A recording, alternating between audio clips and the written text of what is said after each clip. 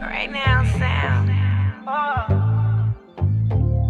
Hindi pa po kayo masyadong pamilyar with the GCTA, ito po yung tinatawag natin na Good Conduct Time Allowance which can be given to both convicted and detained prisoners.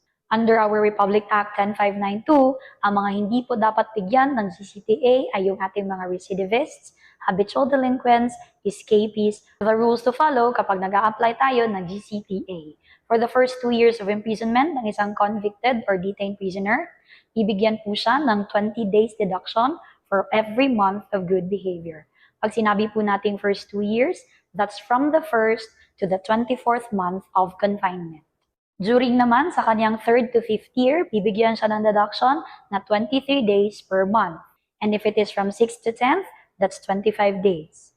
At kapag po umabot siya ng 11th year up to its successive years, pwede po siyang mabigyan ng 30 days deduction per month of good behavior.